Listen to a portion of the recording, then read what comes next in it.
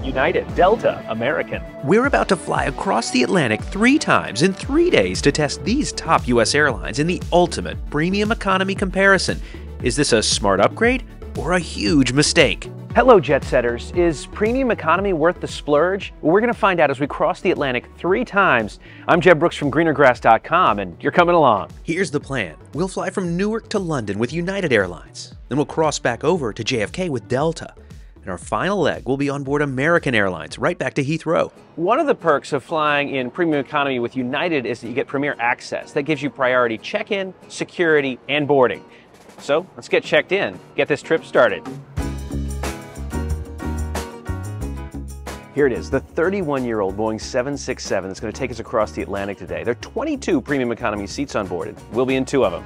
International Premium Economy is a relatively new product, so I'm really interested to find out how much better is the offering of a regular economy and how much are the airlines charging for it. As always, there's no perfect way to compare price because it'll depend on your exact route, dates, demand, and how early you purchase. But for our purposes, we'll compare round-trip tickets from New York to London for a week-long trip 90 days out. Here on United, you'll pay $833 for an economy seat or $1,566 for premium economy. That's nearly double.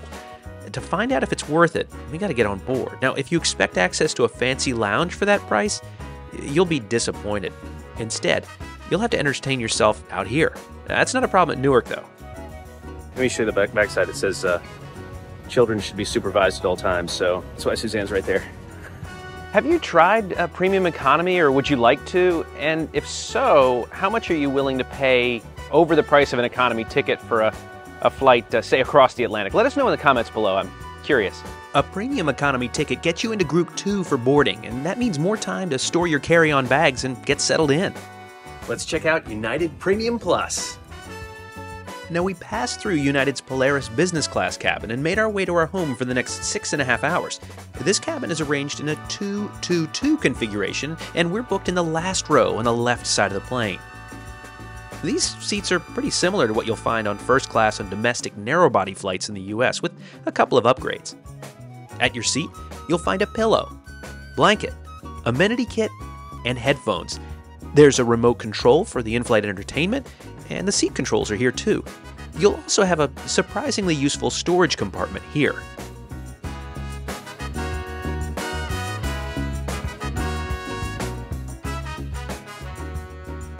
It's time for the greener grass tape measure. Let's check the pitch. 38 inches. 7 more than you'll get in economy. Width. It's really hard. 18.5 inches. That's the same as economy. Now, practical knee room. 14 inches. We're adding a new measurement, that's screen size. Let's check it out. That's about 13 inches. And on that screen, you'll find 362 movies, including 42 new releases. We're on our way now, and the international purser just made an announcement in the air that the Wi-Fi is not working on this flight. We can't even purchase it, which is too bad. I don't mind that it's not working. I'm sorry that the announcement didn't happen on the ground. I was planning to send some messages from the air, but now I can't. I guess the lesson here is never count on Wi-Fi. What you can count on, at least in premium economy, is an amenity kit. It's something you won't find in an economy class seat, so let's take a look inside. This amenity kit is a real upgrade over economy. Let's check out what's inside. Eye mask, socks, lotions and potions, earplugs, toothbrush, the basics. Pretty nice kit. Drinks in hand, 31 minutes after departure. That's pretty impressive. Hot coffee. Cheers. In economy on international flights, wine and beer are included. If you're booked into premium economy, spirits are also complimentary. And while meals in economy are typically not very impressive and usually look about like this, mealtime in premium economy includes upgraded offerings, along with cutlery and dishes. About an hour and 10 minutes after departure, and the food is on the tray. Now, we'd originally wanted to have both options. There's an egg option as well as French toast, so we could show you both. Unfortunately, by the time they reached our row, they've run out of the French toast. So we are both having the eggs and sausage, which looks pretty filling. But let's dig in. It would be easy to criticize United unfairly because breakfast is the more difficult meal choice, but this is something I would truly expect to be served on a domestic first class flight. So this is nice, maybe even nicer than that, to be honest. And about an hour and 37 or 38 minutes after departure, the trays are gone and we're settling in for the rest of the flight. We're expecting snacks, maybe drinks in the middle of the flight, and then another meal service an hour and a half before landing. But for now, it's just going to be watching movies. The seat is surprisingly roomy. The recline is really nice. There's also leg rest and a footrest. The leg rest, I'm really not a big fan of. It sort of feels like the seat is at an angle, and the leg rest just feels unnecessary. The footrest is nice, and the space is certainly better than what you'll get in economy, so I'd recommend it for that. But I kind of wish they'd not had the leg rest. I think it comes up. Time flies when you're having fun. 2 hours and 54 minutes into the flight, coming around with snacks. Drinks are coming next. Nice way to break up the middle of the flight or so. With about an hour and a half left in flight, they just turned the lights on in the cabin, and I think we're here for our ready for our pre-landing meal. Economy passengers receive these sandwiches. Incidentally, the same flight attendants serve both economy and premium economy cabins on this flight, but our pre-landing meals were truly noteworthy. With about an hour and a half left in flight, I am impressed. It's way more substantial than what you'd see as a pre-landing meal in business class in a lot of airlines, so let's give it a try. It's a pepper steak, good flavor. This pre-landing meal is actually a very nice upgrade from economy. I'm used to those warm sandwiches. This is like more like a business class pre-landing meal, so I'm quite impressed. Also, thank you United for keeping AHA, my favorite drink, on board. We touched down right on time, which was great. It meant we had enough time for a quick sleep because today it's Delta's turn. We're trying out Premium Select. Now that includes Sky Priority benefits like expedited check-in, security, and boarding. Let's head inside and get this trip started. You might be wondering what time period we're doing this in, and we're doing it fully back-to-back, 3 days in a row, 3 flights. I've got to confess, one of the real challenges with making this video is keeping track of what each airline calls these things. You know, when it comes to airline branding, like so many things that we've discovered as we've started comparing these big 3 US airlines, they really do their best to be as similar as they can, it seems. And so like Premium Select, Premium Plus, Premium, I don't know. Anyway, I know I'm about to get on a Delta airplane. And here it is, the 24-year-old Boeing 767-400 that'll carry us across the Atlantic today. this airplane has 20 Premium Select seats on it. Again, we're booked on the left side of the plane, but not at the back of the cabin this time.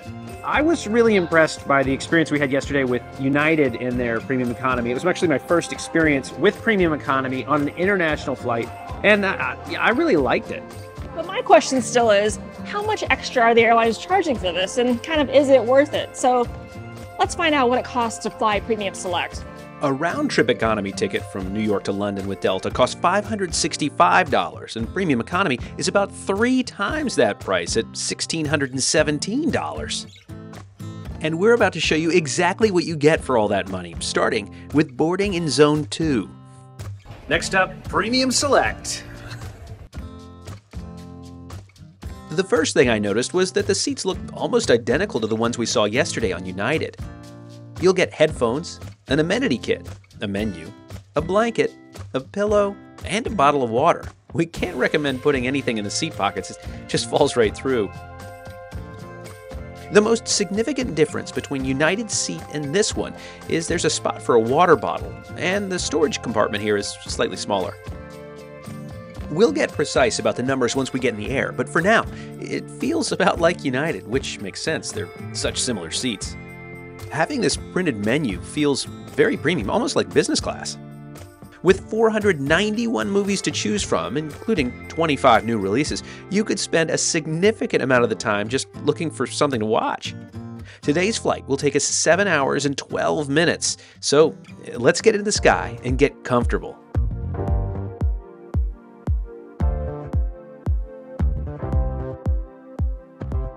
I started to settle in with a Coen Brothers classic, but I didn't get too comfortable. We still have some work to do. Let's check the numbers. 38 inches pitch. Width. 19 inches on the nose. Practical knee room. It's 14 inches of usable knee room. And time to check the screen. It definitely looks big and bright. Right at 13 inches. There are 20 seats in this cabin, but only 8 passengers today. Our dedicated flight attendant appeared with a warm towel to kick off service. So 20 minutes after departure and drink service begins. You got to stay hydrated with this much flying, so I just had water. This is definitely elevated above United. There's a tablecloth, glassware. This is pretty premium. While pre-ordering is not available, we were able to preview the menu. The starters looked tasty, but the main dishes really appealed. I planned to have the Penang chicken with Thai rice, choy sum, and cashews. And Suzanne was looking forward to trying the tomato and mozzarella cannelloni with spinach and Parmesan cheese. It also seems like, unlike yesterday with United, here on Delta, we have a dedicated flight attendant just working this cabin. Some really nice service, at least so far. 30 minutes after departure, we are eating. I'm having the chicken. Suzanne's having the pasta. And would not be surprised to see this meal in Delta One. Really good flavor. I guess there's some coconut in there. That's really nice. Okay, Delta so far is winning the meal game. I would say this pasta has a slightly better flavor than pasta on United yesterday.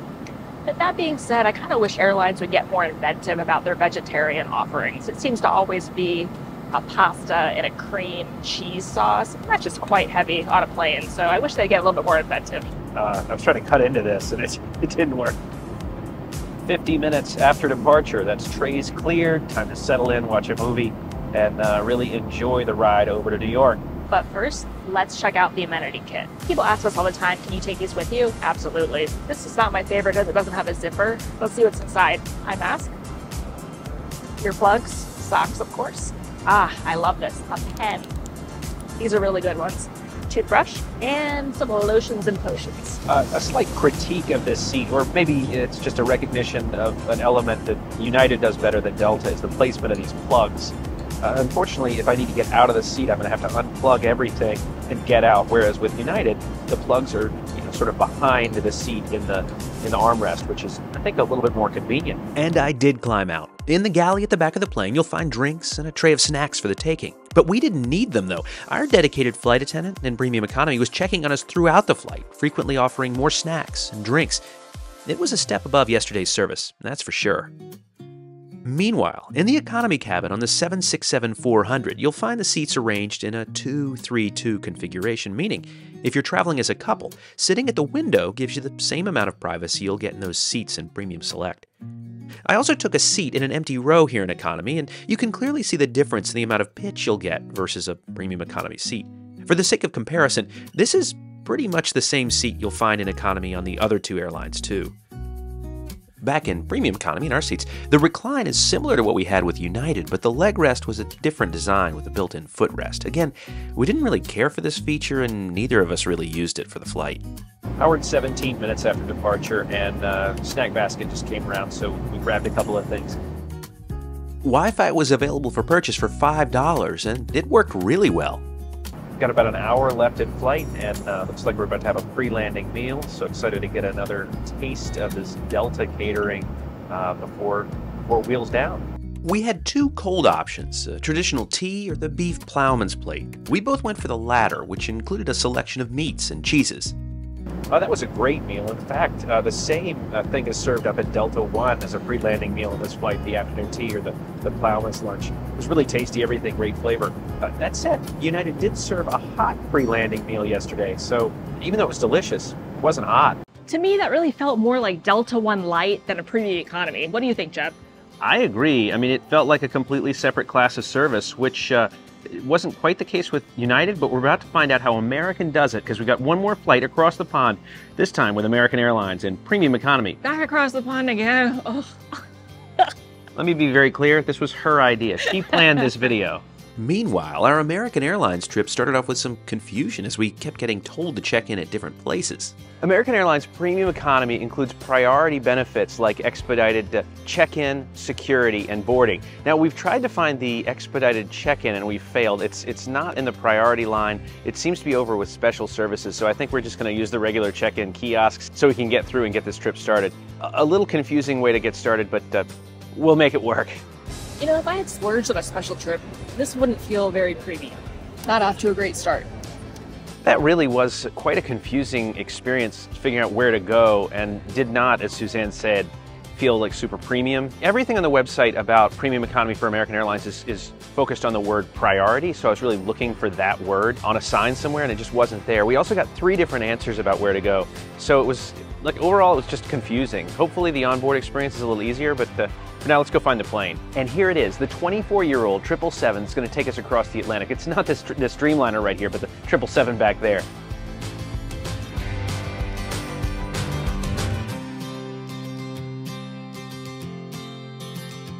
Our premium economy tickets allowed us to board with group 4 out of 9. It's time for American Airlines Premium Economy. The final leg of this trip. With a total of 24 seats, our cabin is arranged in a 2-4-2 configuration on this 777, and we're in the middle of the 3 rows. And yet again, the seats seem like they're the same ones. A pretty good recline, though. If you like windows, then row 14 is for you. I had 2, just to myself. Welcome aboard American Airlines Premium Economy. American was the first airline to introduce this product across the 3. The seat feels remarkably similar, almost identical, some might say, to the one on United. The footrest feels like, well, a little bit of a gimmick. I haven't used it yet, and that includes Delta's, which was a slightly different design. I guess maybe it's helpful for people with just the right length of feet. Suzanne's are too short, mine are too long. It's something. You'll get an amenity kit, headphones, a pillow, and a blanket. I was glad to see the plug placement was like United's too. It's nice to have the wires tucked away back here. This screen has 393 movies, 91 of which are new releases. That's far and away the most new movies to choose from. It's time. Well, you know what time it is. Right at 38 inches. 18.5 inches wide. 14 inches of usable knee room. 11.5. The others were 13. A little smaller here. Each of these airlines offered plenty of dedicated bin space for premium economy passengers. Bottle of water dropped off the seat. Very nice. Our 6-hour and 10-minute transatlantic crossing starts soon, so let's get in the air. I have to say, it took a while for the cabin crew to make their appearance on this flight, and I was getting hungrier by the minute thinking about the menu, which we could pre-order online. Suzanne went for the vegetable shepherd's pie, which the crew called lentil stew, and I opted for the braised beef, which was presented on board as beef tips. 58 minutes after departure, our food has arrived along with drinks that came together. Still, that's much longer than United or Delta. The food seems really nice. The beef is tender. Suzanne is having the vegetarian option, the lentil stew, which it's nice to have a vegetarian option that's not, as she said yesterday, just cheese upon cream. I have to say the highlight of my tray are the sun-dried tomatoes on the salad. That's an hour and 28 minutes after departure. The trays are cleared. It's time to really settle in. Now, the crew on this flight is like the crew on United, working both cabins. So there was one cart with food, followed by another cart with drinks. And now another flight attendant is just clearing the cabin. Definitely, as always, a shout out to the cabin crew who are working really hard today. Let's check out the premium economy amenity kit on American Airlines. Might need Jeb's help opening this one.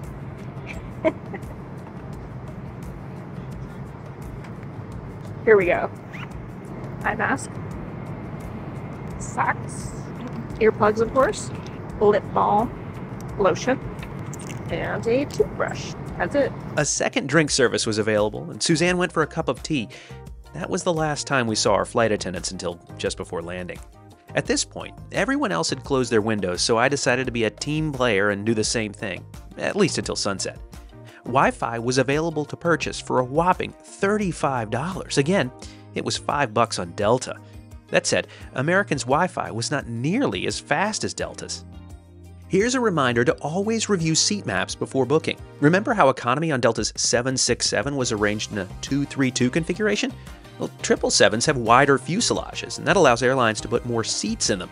Here, economy is arranged in a 3-4-3 configuration, meaning the 2-4-2 configured premium economy cabin is definitely better for couples than the seats in the back. With about an hour left in flight, we've got a pre-landing meal. No choice this time, unlike the other two airlines, which is a difference. It's this sort of modified Cobb salad kind of thing, I guess I'd call it. Having a toothbrush in the amenity kit was a necessity given the number of onions in this. In terms of pre-landing meals, this one has to rank at the bottom. What does American charge? Well, again, looking at a week-long round-trip flight from New York to London, we're seeing fares for economy at $845 per person. But premium economy? Well, that's an eye-popping $2,275. It's almost 3 times the price of a regular economy ticket. It's the highest we've seen yet. But how does American stack up against the others? Well, the best way I know to figure that out is with the JebScore. Hopefully this unscientific comparison can provide a framework to help you decide when it makes sense to upgrade. First, let's compare the airport experience. Delta and United both tie for first place in their clearly signed and well-branded priority check-in boarding processes. American comes in last place for not having a designated priority check-in area or ground agents familiar with premium economy. We were sent in 3 different directions. Next, let's compare seats. We give Delta the win for the slightly wider and more padded seats. American is last for their lack of a leg rest. It's time to talk food. United comes in first place with their hot offering on that pre-landing meal. American comes in last place for unremarkable food and lack of snack offerings. Let's look at IFE. Delta wins for their well-priced and fast Wi-Fi with top movie selections. Unfortunately, United finds itself in last place because they have the fewest movies and their Wi-Fi didn't work.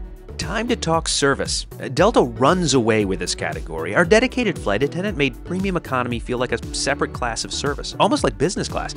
American is in last place here thanks to their mid-flight disappearing act. And tallying it all up, the winner is Delta Airlines by a mile. But before booking a premium economy seat, there are a couple of things you want to consider first. In general, paying double or triple the price of an economy seat seems excessive for what you'll get. Even on Delta, sure, an elevated meal and a couple of extra inches of space are nice, but not at those prices. Instead, maybe try a regular economy seat, but pay up for an extra legroom seat. Delta charges about $75, at least for a starting price for that privilege, and there you'll have 3 extra inches in their Comfort Plus. Otherwise, here's another idea. Fly business class going to Europe to make the most of the bed on an overnight flight, and then fly back in economy for a daytime flight. For about the same price as premium economy, that might be a better experience for you. Between now and the next time, see you in the sky.